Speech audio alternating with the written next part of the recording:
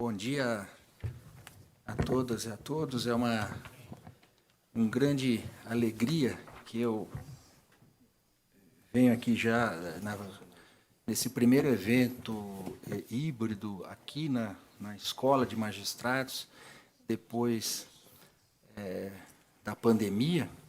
Nós estamos retornando às nossas atividades presenciais, o que é muito importante, é para a integração que isso traz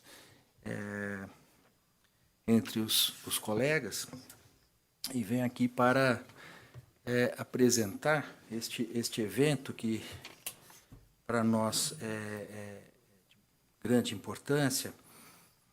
Eu quero, inicialmente, saudar o professor Matthew Stephenson, que e já fazer a sua apresentação. Ele é professor de Direito na Harvard Law School, onde leciona Direito Administrativo, Legislação e Regulamentação, Direito Anticorrupção e Economia Política do Direito Público. Sua pesquisa se concentra na aplicação da teoria política positiva ao direito público, particularmente nas áreas de procedimento administrativo, combate à corrupção, instituições judiciais e separação de poderes.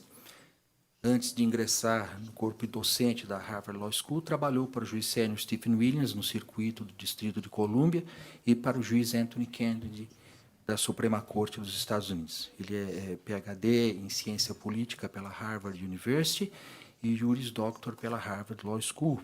Autor de livros e inúmeros artigos jurídicos e tem o foco de pesquisa na luta anticorrupção.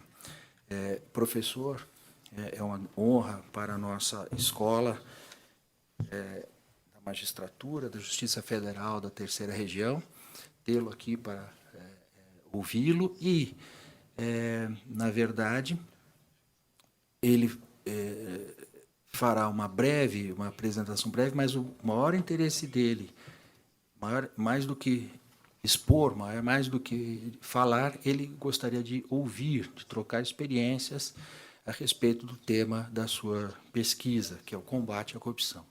Professor, nós temos aqui um público presente aqui, mas temos também dezenas de pessoas nos assistindo online e participarão também dos debates. Eu quero também apresentar o nosso interlocutor, não diria um debatedor, mas que nos trará também essa experiência do ponto de vista do exercício judicial, o meu querido amigo Fausto de Santos, que é meu colega de turma, antes de mais nada, colega de turma, não da turma, é colega de turma no tribunal, sim, mas é colega de turma de concurso. Nós somos do primeiro concurso da Justiça Federal da Terceira Região. Fausto, dando um retorno aqui, Marco.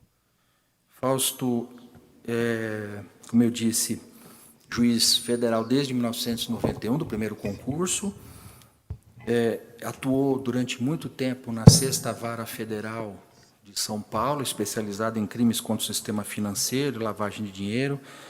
Foi ouvidor-geral da Justiça Federal, integrou o corpo diretivo da nossa escola, membro do Conselho Consultivo da American University Washington College of Law, para Programa de Estudos Judiciais e Legais Brasil e Estados Unidos, e tem aqui um longo currículo que ele pede para que não leia tudo, né? Mas todos conhecem Fausto, o que abrilhanta este evento. Então, quero saudar a doutora Marcele Ragazzoni, que é a presidente da nossa Associação dos Juízes Federais do Estado de São Paulo e Mato Grosso do Sul, que nos auxiliou muito na realização deste evento, e também o nosso querido colega, o juiz Marcelo Costenaro Cavalli, que fez o contato para nos brindar, trazendo o professor até a nossa escola. Marcelo, muito obrigado. E aqui faço uma propaganda. Marcelo acaba de lançar excelente livro sobre insider trading, que decorre da sua longa pesquisa sobre o tema e atuação prática. Eu recomendo esse livro para todos e todas. Então, eu saúdo os presentes e saúdo aqueles que nos assistem pelo Zoom, e conto com a participação de todos no evento. Assim, e antes de também, quero agradecer a todo o pessoal da EMAG e todos os que atuaram direta e indiretamente para que este evento se realizasse.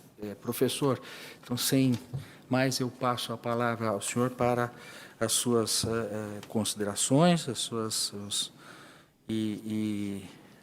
para que possamos, então, iniciar a nossa conversa. Muito obrigado.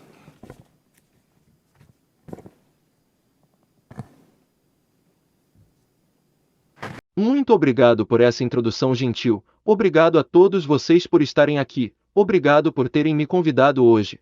É mesmo uma grande honra, um grande privilégio de poder estar aqui com vocês.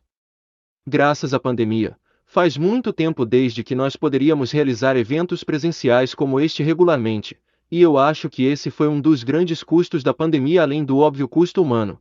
Eu acho que tem tanto para ser ganho da troca internacional, compartilhar ideias e perspectivas de outros lugares, e mesmo que seja possível, nós nos acostumamos a fazer isso online ou pelo Zoom. Eu acho que isso tem um valor especial, ao que permite formar conexões interpessoais com as pessoas de outras partes do mundo que se importam com os mesmos problemas que eu me importo, que nós nos importamos. Então eu só queria enfatizar o quão agradecido eu estou em ter a oportunidade de estar aqui hoje e ter essa conversa.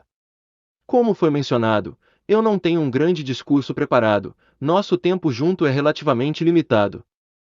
Então, no espírito da troca internacional, eu estou muito mais interessado em ter um diálogo e de ouvir de meus distintos e de todos vocês. Eu entendo que as pessoas possam ter a preocupação de que vou falar sobre algo no começo, então deixe-me falar algumas palavras sobre algumas das coisas que eu acho que são interessantes e importantes sobre o tópico de luta contra a corrupção hoje, com uma referência particular. E talvez o lugar que eu queira começar seja apenas me lembrar e também lembrar todos vocês porque isso é tão importante. Eu acho que às vezes, quando as pessoas, incluindo eu, falam sobre a corrupção e a luta contra a corrupção, isso pode ser um pouco abstrato. Nós podemos perder de vista o que significa a palavra corrupção. Estamos descrevendo uma série de ações específicas e tal, mas eu acho que é importante de se lembrar dos pilares da luta contra a corrupção. Existem vários tipos de corrupção. Tem suborno, tem trocar dólares ou reais para licenças, mas eu acho que estamos frequentemente falando de Grand Corruption, uma corrupção em escala massiva, e é realmente extraordinário roubo de recursos públicos que poderiam ser usados para melhorar a vida das pessoas, tirar as pessoas da pobreza. A corrupção perpetua em sistemas iguais que deixam um grande número de pessoas na corrupção, que depriva as pessoas de oportunidades para a saúde e educação. É muito destrutivo para o meio ambiente. Um colega brasileiro que eu conversei ontem me contou essa informação chocante, que falou de todas as árvores que foram cortadas no Amazonas, que 98% é ilegal, apenas 2% da desmatação é legal e quase tudo disso é ilegal, ou seja, desmatamentos feitos para a corrupção, e tem pessoas envolvidas, elites envolvidas nessa grande corrupção, e podemos pensar neles como máfia. Isso é o que eles são. Eles organizam grupos de crime, organizam roubo de recursos públicos em escala massiva. Nisso, eu quero compartilhar com vocês uma passagem que eu sempre achei bem poderosa e impactante de um presidente do meu país, presidente Theodore Roosevelt, de quase um século atrás, em 1903, enviada no Congresso de US, enquanto ele falava do crime de suborno, e ele disse: "Se vocês não viram, eu não posso falar da mesma maneira que ele falou." Então você tem que imaginar alguém poderoso falando essas palavras. Ele disse que palavras que ecoam até hoje, que não pode ter um crime mais sério do que suborno. Outras ofensas violam uma lei. Enquanto a corrupção atinge a fundação de todas as leis, na nossa forma de governo, toda a autoridade é investida nas pessoas e por elas, delegadas àqueles que os representam em capacidade oficial. Não pode haver ofensa maior do que aquele que a sagrada verdade seja recolocada e que a vende para seu próprio ganho e enriquecimento. Não menos pesada é ofensa de quem subornou. Ele é pior que o ladrão, pois ladrão roubam indivíduos enquanto que os oficiais corruptos afundam toda uma cidade ou estado. Então, presidente Roosevelt continua para dizer que o primeiro requisito de um governo de sucesso é a execução da lei e cortar a corrupção fora.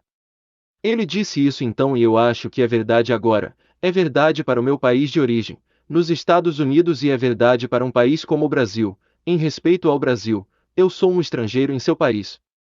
O Brasil é complicado. Brasil gosta de lembrar os estrangeiros o quão complicado o Brasil é. Eu ouço isso toda hora. Então, com a apropriada humildade e modéstia, de alguém que não é brasileiro, e não é expert no Brasil, eu não entendo todas as nuances e complexidades das políticas de sua sociedade. Eu vou dizer que quando eu primeiramente fiquei interessado no Brasil foi há 5 a 6 anos atrás e eu fiquei interessado porque estava estudando na luta contra a corrupção global e o Brasil era um caso crítico porque quando eu comecei era um período de grande otimismo. Não apenas no Brasil, mas o Brasil era um exemplo por pessoas que se importavam na luta contra a corrupção, era um exemplo positivo do que era possível, por causa que a luta contra a corrupção pode ser bem frustrante. Esse sistema corrupto pode ser tão alienante e difícil de separar que às vezes pode parecer impossível. Algumas pessoas tiveram essa ideia de que a única maneira real de lutar contra essa corrupção de uma forma que obtenha sucesso é se tivesse uma grande transformação política. Como o colapso da União Soviética, ou a crise financeira da Ásia em 1997, algumas pessoas pensam que só pode acontecer se fosse imposto externamente, por organizações como o IMF, colocando pressão em países para mudar. E algumas pessoas pensaram que seria especialmente difícil para sistemas democráticos em lutar contra a corrupção efetivamente, e somente alguns países com muito poder em uma figura central como Lee Kuan Yew de Singapura ou Xi Jinping em China, lutariam contra a corrupção efetivamente. E o Brasil, na hora, era um grande exemplo de apontar para abastecer essas ideias, pois aqui temos um país democrático, mesmo que com uma democracia imperfeita. Mas uma democracia, onde parece um país sem uma grande disrupção política com uma coerção de forças exteriores que está lutando contra a corrupção de uma forma bem séria. Ninguém pensou que o problema seria resolvido da noite pro dia ou até mesmo em poucos anos, mas parece que esse é um momento de grande esperança e otimismo, e pessoas de outros lugares do mundo, pessoas de outros países, ativistas e outros estão olhando de forma esperançosa para o Brasil do que é possível fazer. Eu diria que hoje, a situação é muito mais difícil, eu acho que tem muito mais pessimismo, parece que o que era uma grande agenda anticorrupção se tornou muito mais politicagem de maneiras que não são necessariamente saudáveis. Grande parte do progresso importante foi desfeito nesse processo. Tem um esforço para descreditar pessoas que estão empurrando a agenda anticorrupção sem olhar por cima pelo fato de que muitas dessas pessoas erraram no processo de lutar contra a corrupção. Eu acho que muitas pessoas perceberam um extremo inacessível atento de descreditar e arruinar pessoas que estiveram se esforçando para mudar o sistema. Então eu acho que é um tempo difícil, mas eu não acho que nossa esperança tenha se perdido. Eu acho que pelo menos nos próximos 4 anos vão ser tempos desafiadores no Brasil. Eu acho que vai levar um tempo até a comunidade anticorrupção apontar o Brasil como um exemplo do que é possível. Parece para mim, de novo, como um estrangeiro sem um entendimento das nuances de toda a complexidade do sistema brasileiro, que estamos olhando num mundo onde todas as partes do governo brasileiro vão ser, na melhor das hipóteses, não tão apoiador. E na pior, hostil à agenda anticorrupção, quem quer que ganhe a eleição, eu não acho que será bom para a agenda, eu não acho que há muita esperança no Congresso e eu acho que tem um pouco de hostilidade. Mas, não obstante, eu não quero ser pessimista ou perder a esperança. Acredito que tem oportunidades de se avançar no Brasil e no mundo, eu já vou dizer em um momento onde eu acho que essas oportunidades estão. Eu acho que posso identificar 4 áreas que podemos pensar como lugares onde precisam haver reformas, que não podem ser feitas agora devido à situação política. Eu acho importante pensar em como as coisas podem melhorar em relação à crise anticorrupção brasileira. A primeira coisa tem a ver com a lei substantiva anticorrupção, como o suborno. De novo, eu não vou tentar elaborar em grandes detalhes sobre as particularidades da lei brasileira, eu vou deixar isso para os especialistas brasileiros. Eu vou apenas dizer em termos gerais que um dos desafios em lutar contra a corrupção, especialmente em alto nível, é a dificuldade de provar a ofensa. Eu me importo em lutar contra a corrupção, mas eu também estou cometido em imaginar todos vocês como juízes para a importância da Constituição e outras proteções legais para os direitos do acusado. E isso é vitalmente importante em sistemas baseados no Estado de Direito. Assim, Também há preocupações em vários países como o meu de que as leis anticorrupções são feitas de forma estreita, de forma que seja muito difícil provar a ofensa entre as linhas. Assim, há questões de quando essa lei substantiva deve ser reformada para atender a esses problemas, como por exemplo em adotar medidas preventivas. Talvez você possa provar que um certo presente ou doação a um político seja uma remuneração de um favor oficial. Você também pode adotar regras que atinjam apenas riquezas excessivas, que são meios bem comuns em outros países. Tem várias coisas que podem ser feitas com a lei criminal para fazer parecer mais factível, para procuradores demonstrarem ou provarem além da razão, que um crime foi feito, mas ainda proteger e preservar os direitos de cidadãos. Em adição à lei substancial anticorrupção. Talvez mais importante do que isso é a lei processual. Eu sei que isso é um problema de grande preocupação no Brasil, de novo, especialmente falando em audiências de juízes brasileiros e outros experts. Eu não vou começar a dar detalhes ou recomendações do que pode ou deve ser feito no processo criminal brasileiro. Eu só quero dizer que uma coisa que eu aprendi com muitos amigos brasileiros e outros especialistas é que há significantes preocupações se as muitas proteções processuais desenvolvidas para proteger os direitos do acusado são necessariamente apropriadas.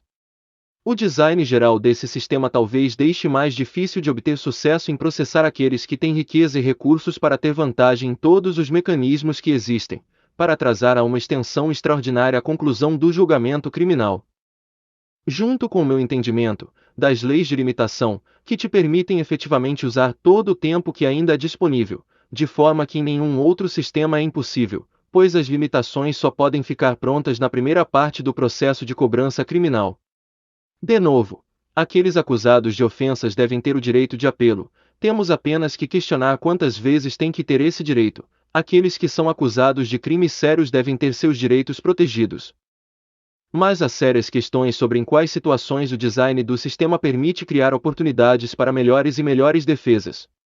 Então acho que há importantes questões a serem perguntadas e eu estou bem interessado em ouvir o que outras pessoas têm a dizer sobre quando o sistema de processo criminal pode ou deve ser reformado para que possamos continuar a preservar as proteções essenciais do acusado, sem criar um sistema em que pode haver a impunidade para aqueles juízes tomarem vantagem disso. Outro problema que eu estava pensando é o design institucional do sistema anticorrupção, o judiciário, os procuradores, os investigadores e assim vai. Temos que ter eles, mas como eles se relacionam entre si? Eu descobri que os brasileiros têm esse termo que vocês adoram usar que eu não ouvi sendo usado em nenhum outro lugar, mesmo que problemas existam em outros lugares. O termo é multiplicidade institucional. Eu tenho ouvido isso de novo e de novo. Do qual eu acredito que significa que vocês têm várias instituições com autoridades sobrepostas para os mesmos tipos de problemas. Temos isso nos Estados Unidos também. Nós não chamamos de multiplicidade institucional, mas para violações de leis de segurança. Talvez seja o SEC. Eles lidam com o cumprimento civil no nosso Departamento de Justiça. Eles levam a aplicação criminal como a mesma ofensa. Os Estados Unidos, como o Brasil é um sistema federal, então tem ofensas parecidas. Isso é complicado. Porque tem algumas vantagens em ter múltiplas instituições envolvidas na aplicação da mesma lei. Uma pode agir se outra está sendo incompetente ou corrupta. Elas podem trabalhar juntas combinando suas competências e unindo seus recursos. Pode haver uma competição saudável entre diferentes aplicadores. Então tem suas vantagens em ter múltiplos órgãos envolvidos na anticorrupção. Tem também algumas desvantagens. Pode haver confusões ou incerteza sobre quem é responsável. Pode haver uma difusão da responsabilidade. Pode haver dificuldades de coordenação que tornem muito difícil. Então esse é um problema importante que eu acho que temos que confirmar. Eu não tenho total certeza por mais que meus estudantes brasileiros e colegas queiram falar de multiplicidade institucional todo o tempo, que é o problema mais importante em respeito ao design institucional. Eu acho que pensar em como proteger a independência e autonomia desses institutos para prevenir sua politização é mais importante. Pensando sobre seus incentivos, quais são os incentivos de carreira para os procuradores? Os procuradores têm um incentivo para vigorosamente perseguir casos de corrupção ou procuradores têm incentivos para evitar algo politicamente controverso se eles se importam com o futuro de sua carreira. Então, de novo, sem entrar em muito detalhe, eu acho que pensando sobre algumas dessas questões do design do conjunto geral de instituições é também realmente importante para a agenda de reforma anticorrupção. A quarta coisa que eu vou mencionar, talvez aquela que eu queria mais enfatizar pelo propósito dessa conversa, é, pensando sobre as áreas da lei que não são explicitamente sobre corrupção mas são muito importantes para uma luta bem-sucedida contra a corrupção. Então, nem toda lei anticorrupção é uma lei anticorrupção. O que eu quero dizer com isso é que, bom, uma área que eu sei que é extraordinariamente importante que meu ilustre copainelista escreveu extensamente sobre, é a lavagem de dinheiro, descobrindo e traçando, identificando, congelando, pescando bens ilícitos. Então a regulamentação do sistema financeiro e outras coisas que não são literalmente o sistema financeiro onde pessoas podem mover grandes quantidades de dinheiro. Como o mercado de obras de arte, como criptomoedas, eu acho que é muito importante como regulamentamos essas coisas para a luta contra a grande corrupção. Porque é uma coisa você tirar alguns reais em dinheiro e esconder embaixo do colchão, mas se você rouba centenas de milhões, ninguém tem um colchão tão grande, então o dinheiro tem que ir para algum lugar. Então muito frequentemente eu penso como os sistemas ilegais miram no dinheiro sujo. Pode ser tão importante como ou ainda mais importante para a luta contra a grande corrupção que as qualidades das nossas leis contra suborno. Segunda coisa que eu acho que é muito importante, que eu quero destacar, é a importância de haver lugares que protejam aqueles envolvidos em exposições de corrupção, de retaliação. Quando você luta contra a corrupção, ela luta de volta e eles lutam de forma suja. Eles tentam arruinar as pessoas. Algumas vezes eles tentam machucar ou matar pessoas. Tem alguns casos envolvendo jornalistas, de pessoas que foram mortas devido ao seu trabalho de expor a corrupção, especialmente laços entre políticos corruptos e grupos criminosos, de máfia. Delatores são geralmente jornalistas visados, não apenas com retaliação física mas também mais comumente, com ações judiciais de defamação, por exemplo. Mesmo quando essas ações judiciais não têm muito mérito, são descartáveis. Elas podem impor um grande custo financeiro e psicológico nos seus alvos e as pessoas que estavam envolvidas descobriram isso, que, tem uma frase que tem ficado muito popular nos Estados Unidos e em partes da Europa. Vou dar a frase em inglês e abreviação.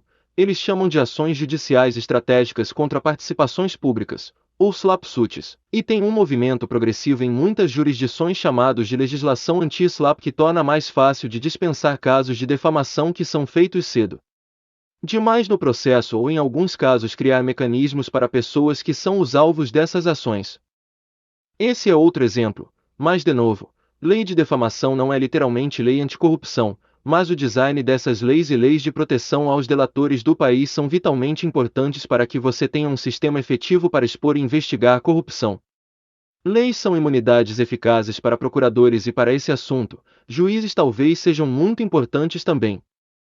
Relaxado é a palavra que geralmente usamos, de fazer seus trabalhos, você não quer deixá-los muito preocupados. Isso não significa que não tenha de haver responsabilidade, se, por exemplo, procuradores passam do limite e violam os direitos de alguém. Mas as tradicionais doutrinas de imunidade oficial fazem o departamento do governo responsável em vez do procurador e sua capacidade individual. Na lógica de fazer isso, acabam se criando incentivos financeiros para agências do governo, para colocar em lugar apropriadas proteções e uma supervisão para controlar os oficiais enquanto ainda permitindo esses oficiais de fazer seus trabalhos sem medo de retaliação financeira. Então as doutrinas de imunidade oficial não são leis anticorrupção mas têm importantes efeitos anticorrupção. Porque você pode apostar que se essas leis não são suficientemente robustas, então, as pessoas que investigam, processam e fazem qualquer coisa para atingir alguém que está envolvido com corrupção vão ser os objetos de retaliação. Lei de finanças políticas, lei da eleição, é uma outra área que não está diretamente ligada à corrupção mas dá incentivos para moldar o sistema político. Lei corporativa do governo, uma outra área que é bem importante. Em respeito às corporações, são também mencionadas, eu falei sobre lavagem de dinheiro um momento atrás, mas as leis são sigilosas, tem um grande esforço nos Estados Unidos que dura anos, para finalmente, fazer com que as corporações e entidades legais divulguem para o governo, os seres humanos que realmente controlam essas entidades. Os Estados Unidos não têm nenhum registro público, muitas pessoas, até mesmo os mais envolvidos ativistas anticorrupção reconhecem que esse tipo de transparência das corporações é vital para a luta contra a corrupção. Então, tem muito mais que eu poderia falar sobre isso, eu já estou quebrando minha promessa que fiz no começo e falando por muito mais do que eu deveria. Eu vou encerrar dizendo algumas coisas que eu disse que iria sobre como seguir em frente quando você está num ambiente político, num ambiente legal que talvez não seja tão acolhedor na luta contra a corrupção. Eu acho que ainda é possível fazer progresso. Eu acho que, mesmo que você possa ir atrás dos mais poderosos e influentes políticos para encontrar corrupção de menor nível, eu acho que tem muito que pode ser feito para reforçar leis e reforçar instituições, especialmente aquelas que não são obviamente sobre corrupção ou que não obviamente implicam nos interesses de pessoas mais poderosas. Você nem sempre tem que pular e gritar sobre as implicações anticorrupção da sua reforma legal. Algumas vezes pode ser ou não inteligente de sua parte fazer isso, mas tentar colocar as reformas no lugar. A intenção com essa observação é de que eu acho que aqueles que estão na comunidade ativista, fazendo um pouco mais para destacar os custos humanos e consequências sociais da corrupção seria útil, porque especialmente quando os problemas ficam tão politizados e a luta contra a corrupção tem sido tão ligada a apoiar a oposição de políticos específicos, eu acho que nesse ponto, talvez seja importante se afastar e reconstruir o pilar da anticorrupção, para lembrar as pessoas que isso não é sobre esse escândalo ou aquele, do político ser ruim, ou desse partido não ser confiável, mas sim sobre as consequências humanas fundamentais, sobre desmatamento, pobreza, falta de acesso à saúde e sobre o desperdício de recursos sociais. Tem mais que eu poderia falar sobre isso, mas acho que tendo falado por quase 25 minutos, seria sábio de minha parte calar a boca e ouvir a todos vocês. Mas eu realmente espero que possamos ter um pouco de diálogo e se envolver nessa conversa, porque eu tenho interesse nas perguntas que vocês têm para mim e também talvez ter a oportunidade de perguntar algumas questões para vocês. Muito obrigado.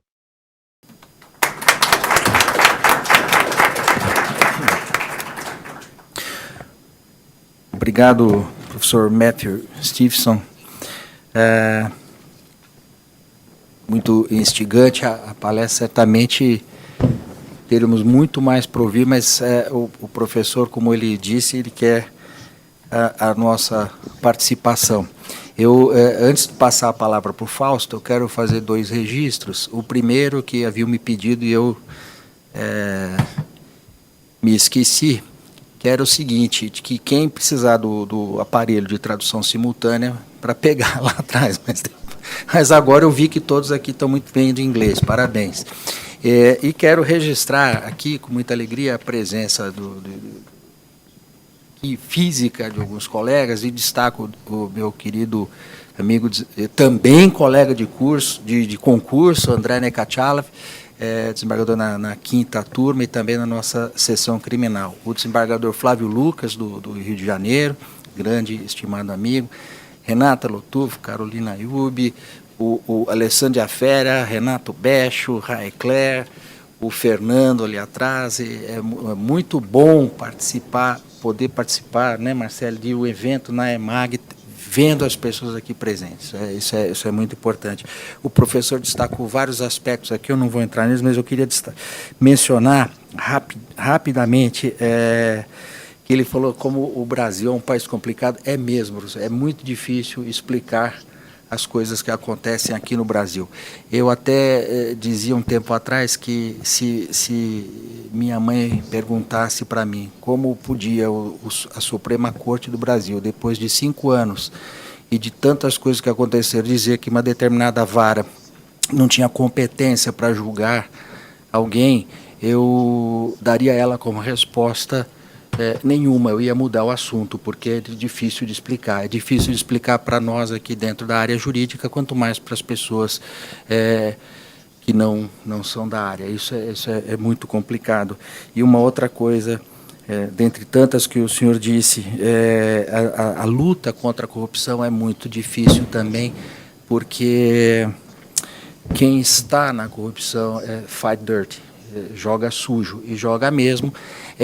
Nós sabemos disso até por experiência própria, e eu me recordo aqui, e já vou passar a palavra, justamente porque o Fausto, aqui ao nosso lado, foi, como juiz da 6ª Vara Criminal de São Paulo, uma pessoa que sofreu na pele os ataques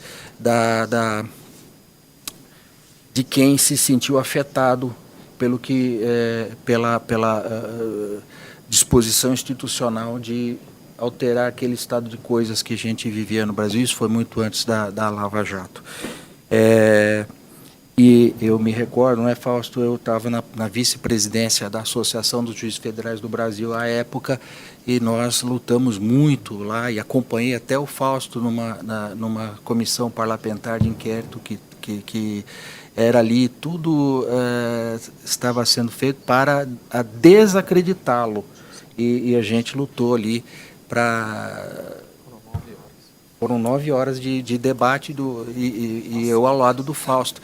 Então, eu me recordo desse específico fato, há outros, mas do que era a nossa luta na AJUF, a luta institucional de preservação, não só da nossa instituição, o Poder Judiciário, mas, acima de tudo e, sobretudo, da pessoa do juiz que estava ali, do Fausto. E relembrando esse fato, eu passo, Fausto, a palavra a você para suas considerações, contribuindo para aquilo que é o objetivo do professor, entender um pouco mais, conhecer um pouco mais, debater os aspectos relacionados à luta contra a corrupção no nosso país. Fausto. Bom dia a todos. Gostaria inicialmente de pedir licença ao professor de falar na minha língua nativa, porque, obviamente, isso me deixa mais confortável. Gostaria de cumprimentar a escola pelo convite, ao diretor da escola, Nino Todo, prezado amigo, prezado colega de trabalho, que muito tem colaborado para a justiça, e tenho certeza que a diretoria aqui da escola está em ótimas mãos. Queria agradecer também à JUFESP pelo apoio institucional e também ao Marcelo Costenaro,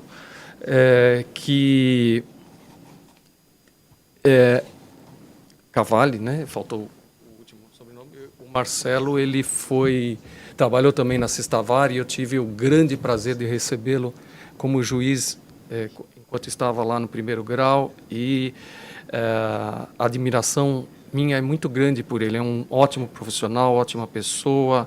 Eu tenho certeza que ele contribui muito para a melhoria do nosso país, e fico contente de saber que nossas instituições têm pessoas de grande valor pessoal e profissional. E eu queria agradecer a plateia também, não poderia deixar, tem todas, eu conheço vários, eu queria nomear um a um, mas é impossível. Então, tomo as palavras do Nino, cumprimentando a todos, e na pessoa do Flávio, que veio aqui, é do Rio de Janeiro, está aqui, desembargador do TRF2, muito obrigado pela presença. Gostaria de, inicialmente, é uma responsabilidade falar depois de um professor de Harvard. Nós temos aqui como Harvard, aliás, o mundo tem Harvard como uma referência de excelência. E quando nós vamos falar depois de um professor de Harvard, preocupa. Mas faz parte, né? Vamos lá, vamos continuar. Esse tema de corrupção, eu achei no início que era uma palestra que eu fosse dar, mas, enfim, depois saí como debatedor, eu que entendi mal. Mas eu gostaria de fazer algumas considerações sobre o que acontece no mundo, que é efetivamente uma preocupação internacional. Então, nós temos 4 movimentos no mundo. O professor citou um deles, que é a mudança climática. Aí nós tivemos, no ano passado, a questão do Afeganistão. Tivemos também a questão da imigração. Aliás, é uma questão que vem já de um tempo, a questão da imigração e como lidar com a imigração. E temos a questão da Ucrânia. Todos eles são eventos que têm algo em comum. E algo em comum é exatamente a corrupção. Então, eu fui pesquisar sobre isso, corrupção e esses eventos internacionais. Então, primeiro, Afeganistão. O Afeganistão, o país mais pobre, um dos mais pobres do mundo, se não o mais pobre, foi feito um estudo da ONU e constatou que cada qual no Afeganistão ganhava, quando do estudo, $250 anualmente, dos quais 160 a população tinha que desviar para o pagamento da corrupção. O Afeganistão, em abril do ano passado, ele tinha, ou se estimava ter, 300 mil soldados, mas que, na verdade, parte dos soldados eram fantasma. Por quê? Porque a corrupção permitia que o dinheiro que seria destinado à contratação de soldados foram desviados e, por sua vez, aquilo que era 300 mil mal era, no final, 50 mil, e havia também, por conta do recebimento ilícito de valores, pessoas que mudaram de lado. Então, aqueles que davam sustentação ao poder estabelecido, mudou de lado porque, ou por medo, acabou, de alguma forma, mudando de lado. Esse seria a questão do Afeganistão, que foi... teve a mudança de regime, né, em agosto do ano passado, e que seria um exemplo de como a corrupção pode desestruturar todo um país, começando pelo seu próprio exército. Depois disso, como eu falei, a questão também que o professor falou da mudança climática. O relatório da ONU do ano passado, de 2021, fala que a corrupção é causa, e o crime organizado, são causas e consequências da mudança climática. E, especificamente do Brasil, fala sobre que o país ele tem apreendido a madeira quando está saindo ilegalmente da Amazônia, mas a questão seria, não basta apreender quando já está saindo dos portos. O problema seria o início. Quem permitiu? Quais autoridades políticas que permitiram que aquela documentação forjada viabilizasse o desvio da madeira por empresas que remetem elas ao exterior? Então, esse seria um dos pontos que o Brasil é citado. E o que eu achei interessante é que, apesar que o Brasil, em termos de energia, nós temos 84%, quase 90%, professor. O Brasil, a energia do Brasil é energia limpa. Então, nós temos a energia que vem da água, a energia que vem do sol e a energia do vento. Isso é a plataforma energética brasileira na sua maioridade. Então, o Brasil, ao mesmo tempo que dá amostras, que não combate a derrubada da floresta, por outro lado, ele dá exemplo de que nós utilizamos energia limpa também. Então, eu acho que devemos olhar o Brasil com diversos olhares. É um país complexo, de fato, como foi falado aqui. A questão da imigração. A imigração no mundo tem ocorrido, mas por quê? Porque as pessoas não acreditam mais nas instituições. Quando a pessoa sai do seu país e decide sair, é porque há desesperança total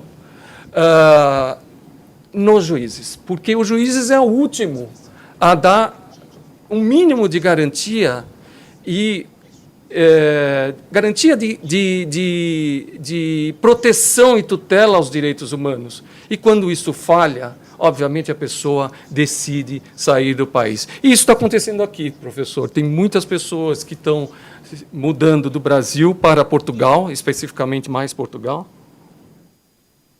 por conta da desesperança, não na política, mas sim em seus juízes e no sistema judicial.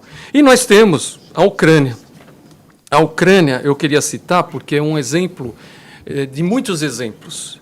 Primeiramente, é um dos países mais pobres da Europa, mas ele foi marcado pela corrupção. Então, o antigo presidente, o Viktor Yanukovych, ele foi tirado do poder a partir de manifestações que ocorreram em 2015, e as manifestações e protestos eram justamente por conta da corrupção, que ela é totalmente difusa na Ucrânia.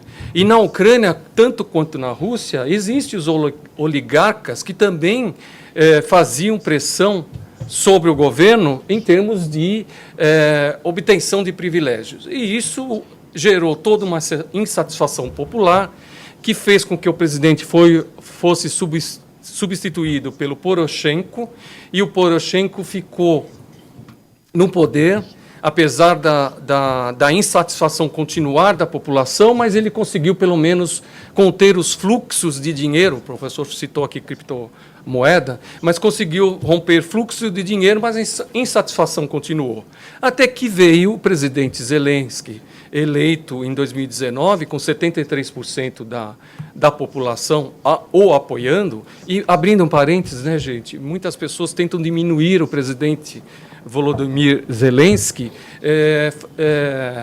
no sentido de afirmar que ele não passaria de um comediante, mas não.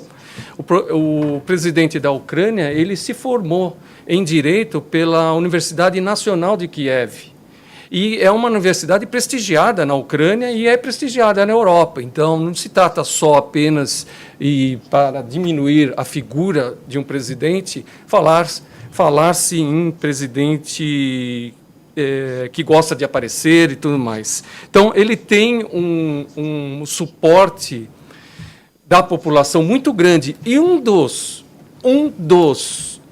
motivos da sua eleição era o combate à corrupção e a retomada de Donbás. E essa era a aspiração da população, e num dos debates com Poroshenko, o Zelensky chegou a ser ridicularizado no sentido de que ele não seria suficientemente forte para fazer face ao presidente Putin. E o presidente Putin? O presidente Putin, por outro lado, aparece no Panama Papers, Pandora Papers, Paradise Papers, como aquele que, por meio de offshores, tem...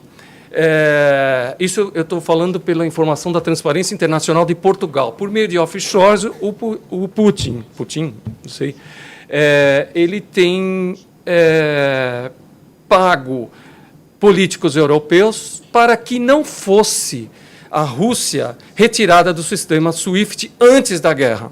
Então, foram detectados esses pontos e a comunidade internacional não fez nada. Na verdade, foi isso. Mas onde que eu quero chegar também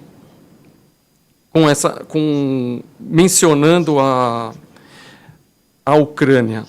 A Ucrânia, nós sabemos, pediu para integrar a União Europeia, e ela ocupa a posição de 122 na Transparência Internacional, enquanto países da Geórgia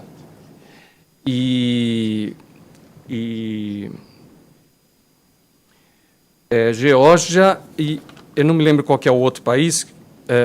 Achei aqui na minha... E Bulgária, perdão, Geórgia e Moldávia, eles também fizeram o mesmo pleito. Só que a única questão que diferencia esses países é que a Geórgia ocupa a posição de 45 na Transparência Internacional, e ela ocupa uma posição muito superior a alguns países da União Europeia que estão abaixo dela. E a resistência sempre existiu à Ucrânia por conta da corrupção. Então, enquanto não existir instituições firmes, independentes e democráticas, não seria possível o ingresso à União Europeia, apesar de que aí é um discurso híbrido, né? E que a União Europeia fala que a Ucrânia pertence à família europeia. Então, ao mesmo tempo, resiste ao ingresso da Ucrânia. Mas eu queria falar um ponto, que é o ponto hoje mais discutido no Brasil. Talvez em alguns países, como os Estados Unidos, mas no Brasil o que tem se discutido é a questão da opinião pública. A opinião pública, ela assusta. A opinião pública hoje, ela não é ocupada mais em praças públicas. A opinião pública ocupa as plataformas digitais, a internet, as mídias sociais. E tolher a manifestação da opinião pública é uma maneira de perpetuação no poder. Agora,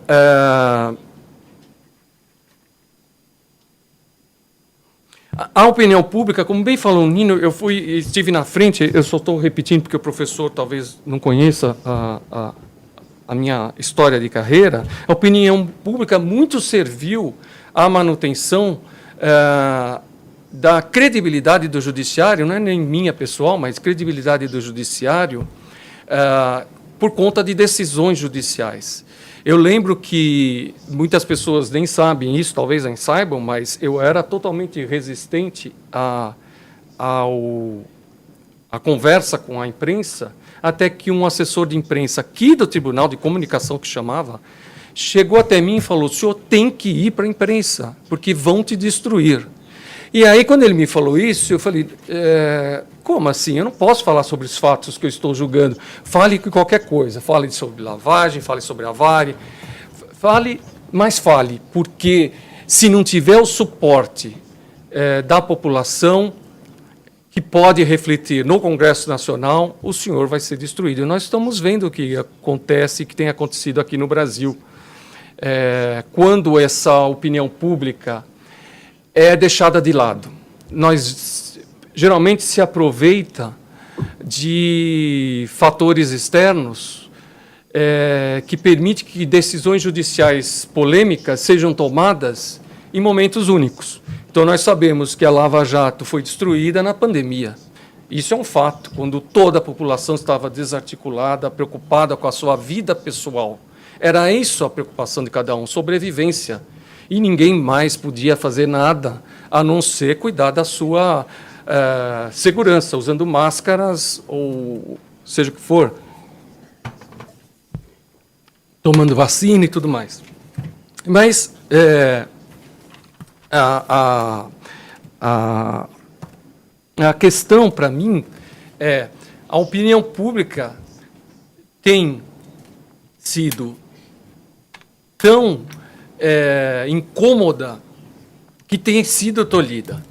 Só que, por vezes, nós vemos, por outro lado, e aí eu ia entrar num ponto também delicado, que é a população encontraria-se resignada, ou por medo, ou por descrença nas instituições, porque hoje a população está resignada com relação ao combate, ou, finalmente, por uma questão cultural, ou seja, a corrupção ela é tolerada.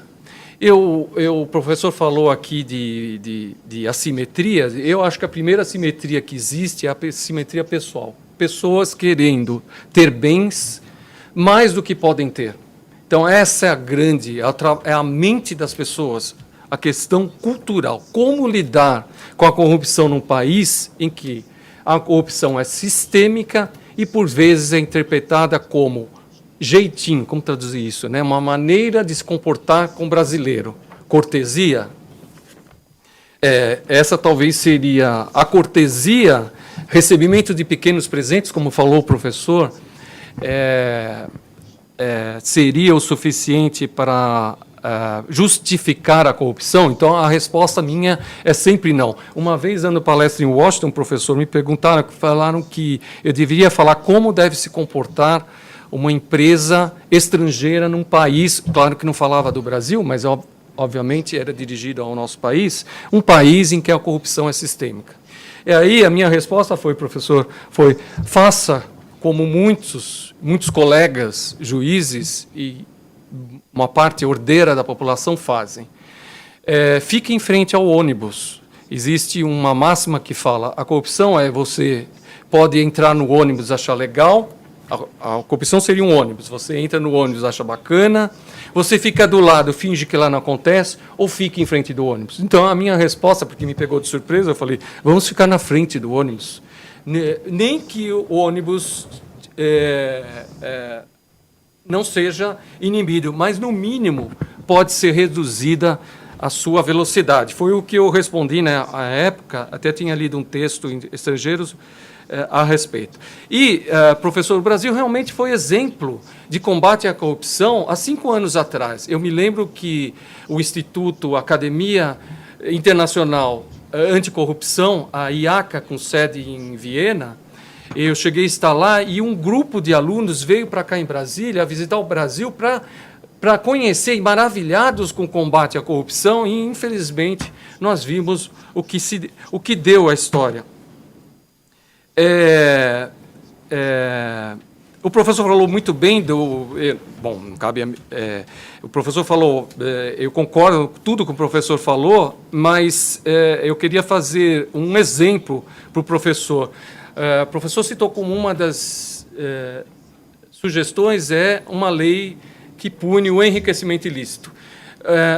O enriquecimento ilícito no Brasil foi sugerido ação civil de extinção de domínio pela ENCLA, eu fiz parte. A meta de 2005 era criar legislação de perda do domínio e também o enriquecimento ilícito. Em 2011 foi feita uma ação... deixa eu explicar, professor, talvez o senhor desconheça, mas no Brasil existe uma estratégia nacional de combate à corrupção e à lavagem de dinheiro, que são 70 órgãos públicos e alguns privados que se reúnem para sugerir o aperfeiçoamento institucional, legislativo, executivo e judiciário.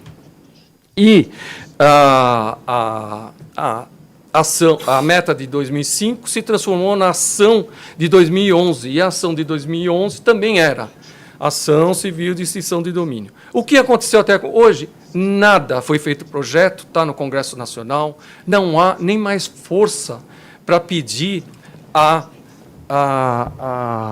aprovação desse projeto. Mas, por outro lado, este ano eu pertenço à ação 11, que fala sobre a corrupção privada. E aí eu entro no que o professor falou, como combater a corrupção.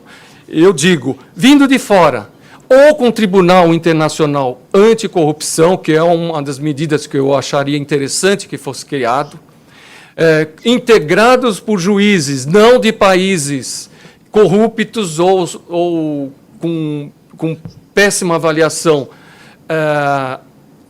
no índice da transparência internacional, para não ser o Tribunal Internacional contaminado, ou com a aplicação da corrupção privada como crime, porque a partir do setor privado você inibe que o setor público tenha as suas vertentes. E uma coisa que eu falei uma vez atrás, que também não foi muito bem digerido no Brasil, mas é a mudança do nosso Supremo Tribunal Federal de Brasília para um local longe dos políticos. Porque os estudos dizem que quando o juiz tem proximidade e intimidade com aqueles que provêm da mesma, vamos dizer, classe econômica, a tendência é eles serem muito mais tolerantes do que se fosse de uma classe diferente. E a gente vê isso em diversas decisões. Eu poderia falar muito mais, professor, mas aqui nos cabe a mim falar. Eu gostaria de, primeiro, cumprimentá-lo pela exposição.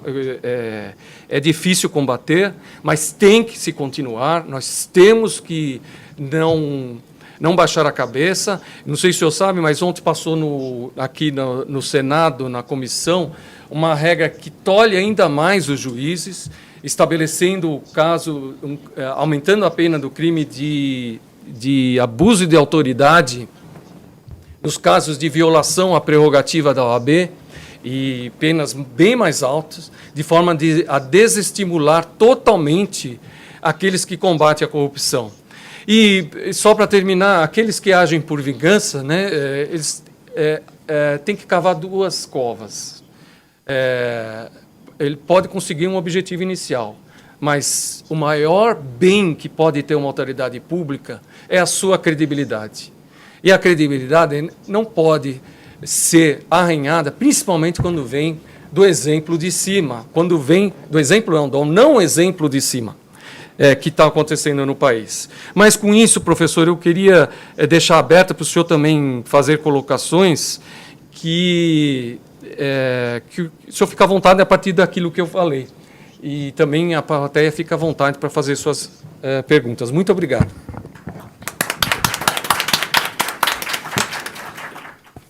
Obrigado, Fausto.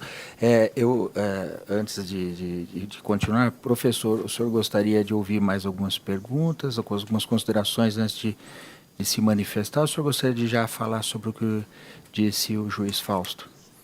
E depois ouvimos. Eu quero agradecer rapidamente ao Fausto pelas formidáveis observações. Tudo o que ele falou também me atinge dessa forma. Eu realmente gostei disso. Então, sim, eu acho que eu já falei o suficiente, então gostaria de ouvir de outras pessoas aqui. Ok. Eu indago assim, eu antes até de passar a palavra, gostaria até de anotar, para que o senhor também possa fazer alguma consideração. Eu penso aqui, o senhor na sua fala falou da multiplicidade institucional, no combate à corrupção. Esse realmente é um problema sério que se passa por aqui, porque existem vários órgãos encarregados com competência para tratar de assuntos relacionados à corrupção. Ministério Federal, Controladoria Geral da União, Advocacia Geral da União, e todos querem ser protagonistas. E isso acaba gerando algumas confusões. Acordos que são feitos entre empresas e esses órgãos depois não são, um não reconhece o que foi feito com o outro, há problemas dessa natureza que dificultam o combate à corrupção e vêm, por vezes, ser invalidados no próprio âmbito do Poder Judiciário. Acordos que o Ministério Público fez, especificamente no caso da Lava Jato, hoje são contestados no Judiciário e há decisões que se invalidaram, e isso causa, penso eu, um descrédito geral a respeito do que foi feito e de que, na ideia popular, como foi mencionado aqui, a opinião pública, de que nada acontece e os poderosos sempre se safam do problema. Eu até teria algumas considerações para fazer sobre o que o Fausto disse, mas eu não vou fazer. Eu indago da Marcele se gostaria de fazer alguma observação, e depois o próprio Marcelo, e aí também nós temos dezenas de pessoas assistindo pelo Zoom. Gostaria de também que enviassem para nós as suas manifestações para consideração do professor e da plateia aqui presente. Marcele. Obrigada, Nino. Professor, o senhor havia comentado anteriormente, antes de iniciar o evento, que em alguns países esse movimento anticorrupção foi decorrente de fatores externos, por exemplo, organismos internacionais, como ocorreu na Ásia, o senhor tinha mencionado, e que o Brasil chegou a ser admirado porque foi um movimento interno, né? Começou aqui, dentro do nosso país. E acabou que a gente viu no que resultou, né? O senhor acha que a origem dessa pressão, a origem desse movimento afeta o resultado? Ou seja, que se talvez quando vem de fora a chance é maior de ser bem-sucedido, e aqui isso não ocorreu por conta da origem do movimento?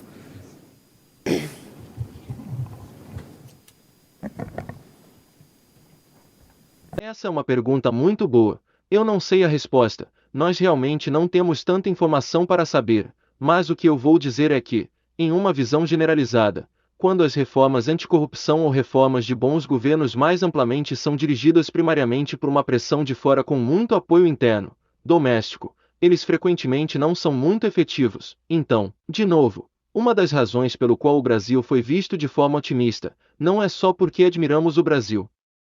Teve uma crença de que talvez os esforços da reforma anticorrupção do Brasil seriam mais bem-sucedidos, precisamente porque a história dos esforços da reforma anticorrupção foram dirigidos por pressão de fora, sempre foram terrivelmente sucedidos, porque não tinham um forte apoio interno. Então o pensamento era: as pessoas fazem as coisas, criam uma nova comissão e fazem coisas diferentes para satisfazer os estrangeiros. Fausto estava dando um exemplo sobre isso antes de falar do Talibã. Tem muitas reformas de governo no Afeganistão que estão sendo dirigidas pelos Estados Unidos, mas não estava sendo muito internamente no Afeganistão, estava sendo empurrado por essas reformas. Então, tem alguns exemplos em que a pressão externa tem um papel crucial. Sobre a Ucrânia é difícil de falar sobre agora porque a guerra mudou tudo, mas pegando do que Fausto estava dizendo, um monte das reformas importantes que ocorreram durante o regime foram dirigidas pelo IMF, e bem interessante de saber. Porque teve um eleitorado doméstico muito forte para essas reformas que essencialmente formaram um tipo de parceria estratégica para os estrangeiros, então não foi apenas os estrangeiros. Mas muito do que aconteceu foi que os grupos nacionais da sociedade civil queriam a criação de um núcleo especializado anticorrupção com envolvimento internacional e que selecionassem procuradores anticorrupção mais poderosos e independentes, e eles não conseguiram deixar o governo fazer isso pelo próprio lobby. Então eles pressionaram o IMF. Foi então uma combinação de pressão interna e externa e claro, agora, é bem difícil de descobrir se isso será bem sucedido porque a invasão russa abandonou todos os avanços que estávamos tendo. Eu ainda quero acreditar, no meu estado otimista, que tem um forte eleitorado doméstico no Brasil para reformas anticorrupção genuínas de bons governos. Eu acho que mesmo que isso seja um período de substancial revés, eu estou esperançoso de que em longo prazo tenha uma maior possibilidade de revitalização de um movimento significativo de reformas anticorrupção de bons governos no Brasil, em parte porque tem realmente um forte círculo eleitoral doméstico para esse tipo de reforma. Mesmo que agora essas pessoas estejam na defensiva, ainda é melhor do que quero dizer, Brasil não é tão dependente nas leis do IMF, mas se realmente era só fazer pressão externa, então o Brasil teve por alguns anos como se parecesse que tivessem levando a anticorrupção a sério e a pressão externa dissipasse. De novo, eu não sei, eu não sou um expert no Brasil, eu não sigo os desenvolvimentos políticos e sociais de perto, então isso é apenas minha impressão, mas eu acho que o fato que tem um forte eleitorado doméstico no Brasil para genuínas reformas de governo pelo espectro político é encorajador e essa é uma das razões pelo qual eu tenho esperança, mesmo sabendo que provavelmente os próximos 4 anos vão ser bem ruins para a agenda. Talvez daqui a 15 anos as coisas pareçam diferentes e muito melhores. Só gostaria de acrescentar só uma coisinha, o professor citou e eu esqueci de mencionar. Essa reforma que foi feita por Poroshenko era uma reforma anticorrupção e ela seria uma das condições para o ingresso da Ucrânia na União Europeia. Essa reforma foi considerada inconstitucional pelo Tribunal Constitucional de lá, algo que é considerado absurdo pela própria ONG ucraniana. Existe uma ONG em favor das reformas que foi justamente para apoiar essas reformas. Só queria fazer esse adendo para veja como o sistema às vezes ele é totalmente comprometido de tudo aquilo que é corrupção. Muito bem.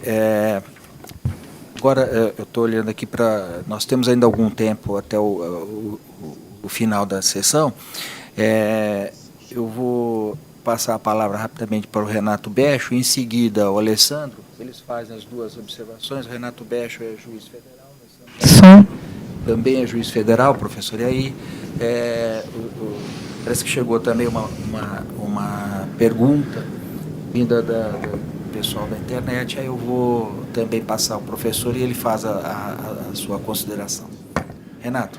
Bom dia a todos, cumprimento e agradeço por esse excelente evento. O professor abriu a oportunidade para conversarmos, acho que sobre outras áreas, e a minha área é tributário, taxation, tax law, e tem efeitos dos acordos de delação premiada, que eu acredito que os Estados Unidos tenha um histórico muito importante de conhecimento e que é novo no Brasil. Então, eu não sei se o professor teria condições de compartilhar conosco algumas informações. Por exemplo, empresas que fizeram acordos de delação premiada podem, nos Estados Unidos, descontar a corrupção feita, os valores de corrupção, da base de cálculo dos seus tributos, porque é uma discussão que está acontecendo aqui no Brasil hoje. Né? Se precisar que eu auxilie na tradução, né, só me apontar. E uma outra questão, pessoas que fazem acordo de delação premiada e vão ficar com uma parte do dinheiro objeto da corrupção. Eles serão tributados ou não? Eu posso tentar. Mesmo com a tradução eu não entendi a pergunta. Parece que você está perguntando se companhias podem deduzir seus pagamentos de suborno pelos impostos. Eu digo, em que mundo racional, pessoas falam sobre o quanto antes dos anos 90, alguns países europeus permitiam pagamentos de suborno estrangeiros, Meu entendimento é que isso realmente não aconteceu muito na prática, porque se você fizesse isso, você estaria permitindo e violando as leis do país, então era um pouco embaraçoso. Nunca foi algo grande, então, não, você não pode. Isso é realmente um problema no Brasil. As companhias realmente querem deduzir o pagamento de suborno de impostos, na verdade sim. Odebrecht, uma grande companhia que estava envolvida na Lava Jato, está discutindo se podem deduzir o suborno dos impostos. É um problema, eles dizem. Esses são pagamentos de suborno e queremos subtraí-los de nossos impostos. Tem alguma pessoa no Brasil além do pessoal da Odebrecht que leva isso a sério como uma possibilidade legítima? Eu quero ter muito cuidado em não recusar um argumento que está sendo levado a sério pelo sistema legal de outro país que eu não conheço muito bem, então eu só vou dizer que se, nos Estados Unidos, uma companhia ou alguém propõe a ideia que pagamentos de suborno que a companhia reconhece poderiam ser subtraídos de seus impostos, ririam da cara deles. Seria considerado um argumento muito estúpido para até mesmo entrar em um jornal acadêmico, mas esse é os Estados Unidos. Então, de novo, talvez seja diferente, talvez eu não entenda, o contexto disso parece ridículo. De novo, infelizmente eu acho que você está fazendo uma pergunta muito complicada que eu não entendi muito bem. O que você disse? Algumas pessoas mantêm dinheiro nesses acordos, eles estão sujeitos à tributação, eles precisam pagar tributos para essa parte do dinheiro que o governo aceita que permanece ou não. Então, de novo, eu não sou um advogado fiscal especialista, mas meu entendimento é que se você for uma corporação ou um indivíduo, toda a sua renda é tributável. E se teve alguma renda que você perdeu para o governo e não entregou, ainda é renda tributável. É que nós estamos tributando dinheiro ilegal, no fim, mas seria melhor não tributar dinheiro ilegal. Isso parece, de novo, se isso fosse nos Estados Unidos e não no Brasil, de novo, não sei as nuances da lei brasileira. Se nos Estados Unidos tivesse uma corporação que fosse acusada de pegar $1 milhão ilegalmente e então o governo traz uma procuração e eles definem isso por delação premiada e a corporação diz, nós vamos pagar uma multa de $500 mil. Os 500 mil restantes ainda seria a renda da corporação e se você dissesse bem, mas porque o governo disse que é ilegal, então eles não deviam pagar tributos por nada disso. De novo, isso seria um argumento ridículo e sem sentido em que eles iriam rir de você. Mas isso nos Estados Unidos. Eu não sei sobre o Brasil. Agora, por que a corporação ganharia um bônus e ainda é renda? Você pode tratar renda tanto legal quanto ilegal. Talvez tenha renda legal tributável. Através da delação premiada o governo pode ter entendido que aquela parte legal não tem nenhum problema. Então é legal. Nós não vamos procurar você por isso. Então é renda legal. Se você estivesse nos Estados Unidos, com certeza seria tributável. Talvez no Brasil isso seja uma questão difícil. Eu não sei. Okay.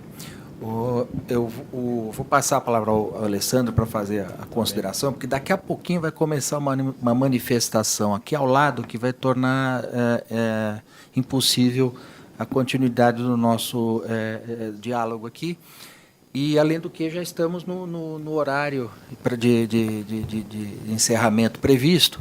Então, Alessandro, peço rapidamente a sua consideração e a consideração do professor, e aí eu prossigo para o encerramento.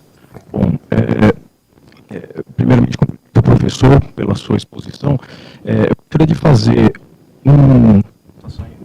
Fala mais, fala assim, aqui na frente, assim. Primeiramente, eu gostaria de fazer um comentário, professor, que no Brasil, o nosso primeiro ministro da Justiça, o primeiro ministro da Justiça do Brasil, em 1549, veio de Portugal condenado por apropriação de recursos públicos.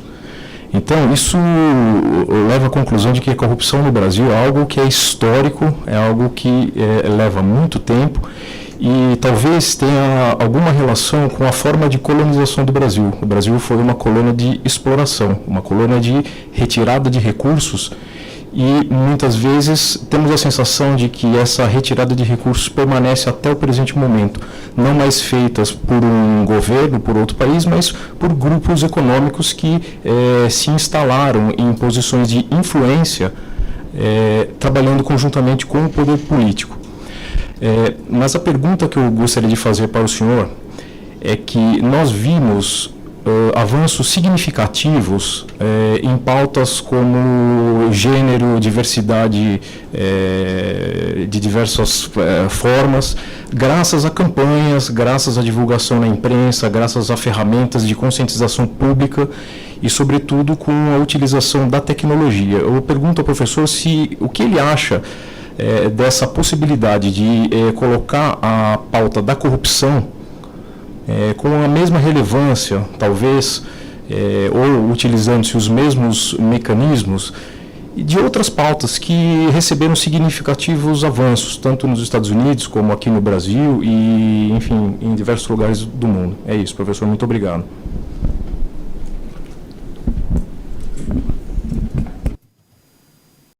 Então, primeiro respondendo sua pergunta se eu tenho tempo, dizendo um pouco sobre as coisas que você disse no começo.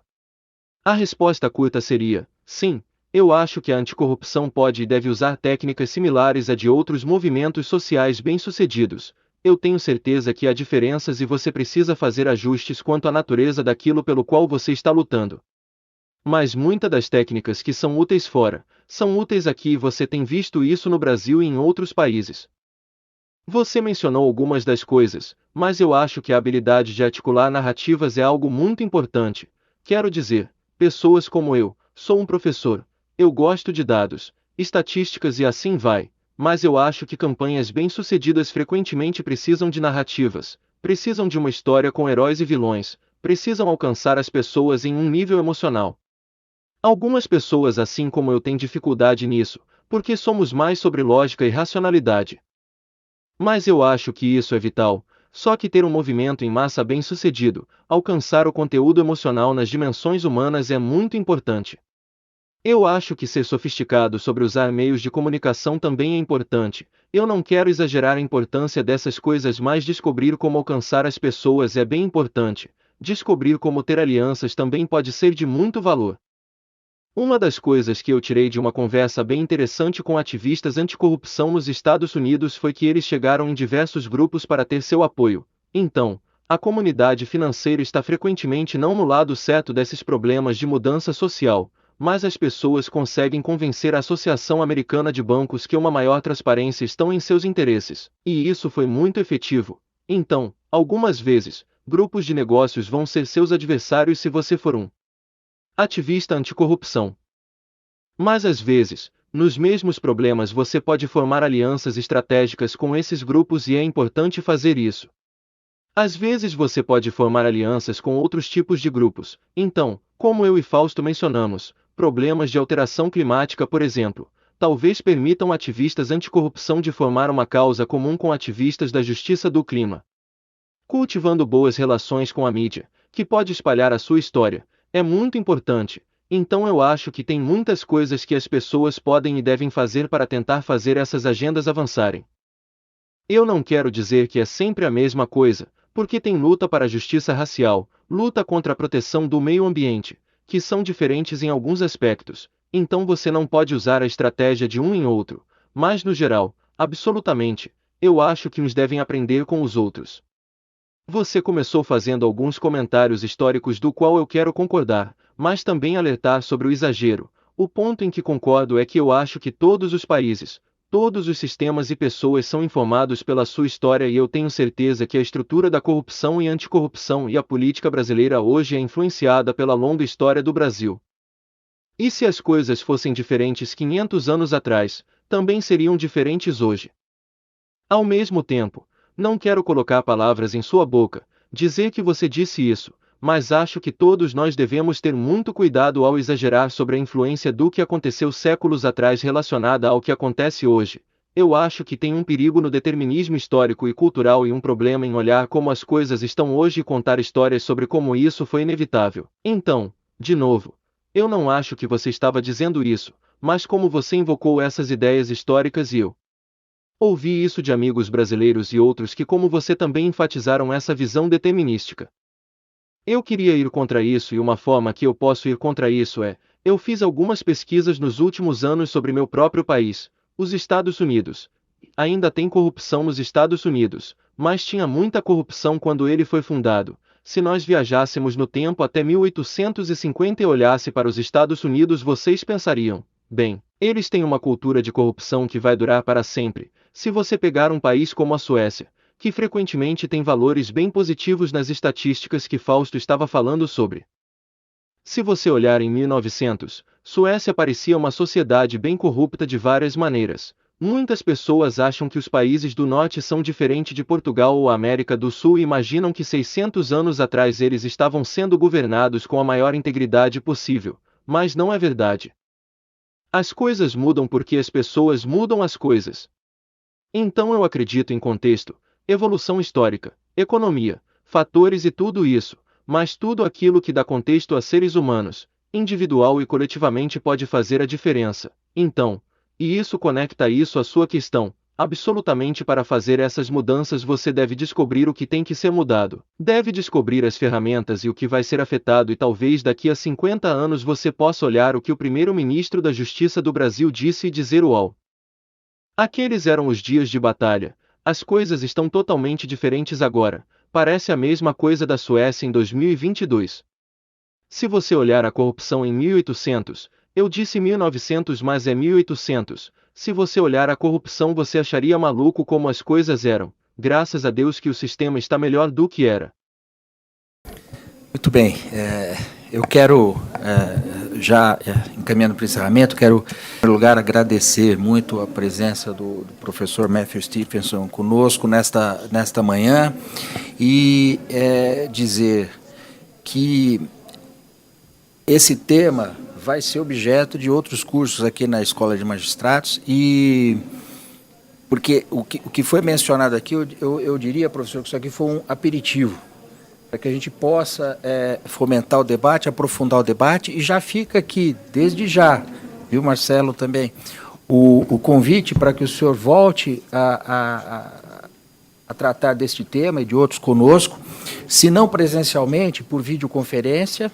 Organizaremos um curso e aí já fica aqui de público o convite para que o senhor participe e nos traga elementos de reflexão e espero também que essa pequena conversa de hoje tenha conseguido alcançar o seu objetivo, que é de iniciar um diálogo conosco, com a magistratura, para tratar de tema tão importante que é a luta contra a corrupção e as suas dificuldades. Eu quero também dizer que houve algumas manifestações vindas de quem nos assistiu pelo Zoom, e várias delas, Fausto, elogiosas a você. Eu vou passar para o Fausto isso, inclusive há uma pergunta específica para ele sobre a ideia dele de Supremo Tribunal Federal, mas eu passo para ele, depois ele, se possível, responderá essa pergunta diretamente, porque ela, embora seja interessante, não estava diretamente ligada ao tema